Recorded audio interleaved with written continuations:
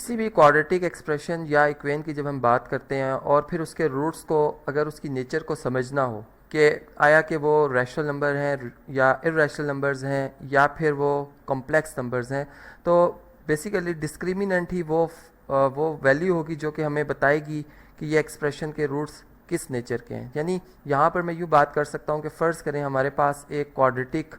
जो है वो इक्वेशन है स्टैंडर्ड फॉर्म में, जिसको हम लिख सकते हैं जी a x square plus b x plus c equal to zero. और जब हम इस पर क्वाड्रेटिक फार्मूला अप्लाई करते हैं इसे सॉल्व करने के लिए, तो हम जानते हैं कि जी क्वाड्रेटिक फार्मूला हमारे पास होता है X equal to minus B plus minus square root of B square minus 4ac divided by 2a। अब बेसिकली ये वो फार्मूला जिसे हम किसी भी क्वाड्रेटिक पेन के फैक्टर्स जो हैं वो बड़ी आसानी के साथ फाइंड कर लेते हैं, प्रोवाइडेड डैट के इसमें हम ये बात जानते हैं कि जो coefficient of the leading exponent है यानी ए की वैल्यू ज़ीरो नहीं होगी, और फिर ये जो ए और बी और सी हैं ये तमाम हमारे पास जो है वो रैशनल कोफिशिएंट्स हैं। ठीक, और अगर हम इसको इरेशनल पे लेके आएँ तो वो फिर ये फार्मूला सेम ही रहेगा सबके लिए। अब अगर हम देखें कि इस जो रूट है इसकी नेचर आखिर के वो कौन सा फैक्टर है जो कि इसको तब्दील कर रहा है, तो यहाँ से हमें ये मालूम होता है कि जो हमारे पास स्क्वायर रूट, जो कि यहाँ पर मैं इस तरह से लिख देता हूँ कि स्क्वायर रूट जो भी हमारे पास फंक्शन है बेसिकली ये डिफाइंड होता है पॉजिटिव वैल्यूज़ ऑफ एक्स के लिए। यानी यहाँ पर जो हमारे पास ये एक्सप्रेशन में बी स्क्वायर माइनस 4ac लिखा हुआ है, अगर हम इस पर गौर करें तो ये एक वेरिएबल क्वांटिटी है। इसको मैं अलग से लिख देता हूँ G B square minus 4ac, और अब यही वो वैल्यू होगी जो कि नेचर, जो रूट की नेचर है या जीरो ऑफ द इक्वेशन है उसकी नेचर को बदल देगी। फ़र्ज़ करें यहाँ पर जब हम नंबर्स को देखते हैं तो हमारे पास ये पॉसिबिलिटी हो सकती है कि वो नंबर जो है, यानी फ़र्ज़ करें ये वैल्यू जो है ये ज़ीरो के इक्वल हो जाए। ये भी हो सकता है कि ये वैल्यू जो है, यानी सेकंड पॉसिबिलिटी ये है कि ये वैल्यू जो है वो क्या हो जाए जी,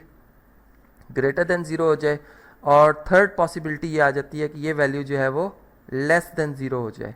ठीक है जी, चलें इसे लिख भी देते हैं B square minus 4ac is less than zero. यानी यहाँ पर अगर हम इसको इस इक्वेशन को अगर हम देखें तो यहाँ पर हम यूँ देख रहे हैं कि बी स्क्वायर जो है वो इक्वल टू 4ac आ रहा है। ठीक, यानी 4ac को मैं अगर राइट साइड पे शिफ्ट करता हूँ तो मेरे पास ये रिलेशन आ जाता है। इसी तरह अगर मैं यहाँ पे देखता हूँ तो बी स्क्वायर जो है ये 4ac को अगर हम राइट साइड पे शिफ्ट करें तो ये ग्रेटर आ जाता है 4ac से, B square is greater than 4ac and. और अगर इस इन इक्वेशन को अगर हम देखते हैं तो यहाँ से हम ये देख रहे हैं कि बी स्क्वायर जो है वो लेस देन 4ac आ रहा है। यानी आप यूँ भी समझ सकते हैं कि इक्वेशन में जो कोफिशिएंट ऑफ एक्स है जो कि हम बी कहते हैं, अगर ये इसका स्क्वायर जो है वो 4 टाइम्स ऑफ ac के बराबर होगा तो ये जो भी आपकी वैल्यू होगी वो ज़ीरो के इक्वल आएगी। और इसी तरह अगर बी स्क्वायर ग्रेटर होगा 4ac से तो आपकी वैल्यू ज़ीरो से बड़ी और फिर लेस होगा तो छोटी आएगी। यानी यहाँ पर हम यूँ कह सकते हैं कि चले मैं यहाँ पर अगर इक्वेशन के रूट्स के हवाले से बात करता हूँ कि minus B plus square root of B square minus 4ac over 2a। और अगर मैं इसके सेकंड रूट की बात करता हूँ तो मेरे पास सेकंड रूट जो आता है यानी x2 जो है वो इक्वल टू आ जाएगा minus B minus square root of B square minus 4ac over divided by whole divided by 2a। अब अगर ये वैल्यू ज़ीरो हो जाएगी तो हमने ये देखा कि जो यहाँ भी अगर ये वैल्यू ज़ीरो हो जाती है, यानी अब हम ज़ीरो अगर किसी नंबर में ऐड करते हैं क्योंकि ज़ीरो का अंडर रूट ज़ीरो ही होता है, और अगर हम इसका डिफरेंस लेते हैं तो हमें एक ही जवाब मिलता है, यानी x1 और x2 जो दोनों हमारे पास आंसर्स हैं वो सेम हो जाते हैं। और इसी तरह से अगर हम नेगेटिव नंबर अगर चलें स्क्वायर रूट के अंदर अगर हम कोई नेगेटिव नंबर लिख लेते हैं तो हम ये कहते हैं कि हमारे पास जो अगर स्क्वायर रूट में नेगेटिव नंबर आ जाएगा तो इसका रियल में जो है वो सोल्यूशन या रियल में ये एग्जिस्ट नहीं करेगा रियल नंबर के सेट्स में। तो फिर ये किस सेट में एग्जिस्ट करेगा जी, ये कॉम्प्लेक्स नंबर के सेट्स में एग्जिस्ट करेगा। और फिर हम ये बात जानते हैं कि -1 जो होता है अंडर रूट -1 ये आयोटा के इक्वल होता है। ठीक, तो फिर हम यानी हम कॉम्प्लेक्स नंबर्स में चले जाएंगे और हमारे जो रूट्स हैं वो कॉम्प्लेक्स हो जाएंगे। और इसी तरह अगर हम ये कहते हैं कि यही वैल्यू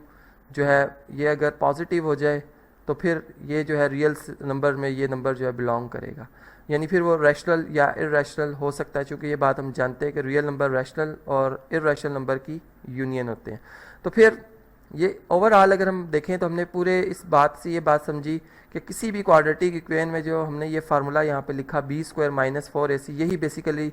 जो है वो इसको मुनफरिद कर रहा है या इसको मुख्तलिफ कर रहा है एक इक्वेशन के रूट को दूसरे इक्वेशन के रूट से। तो फिर हम कहते हैं कि ये हमारे पास क्या जी, डिस्क्रिमिनेंट है, यानी जिसको शॉर्ट फॉर्म में DISC लिख दिया जाता है, और इसका फार्मूला जो है बी स्क्वायर माइनस 4ac बनता है।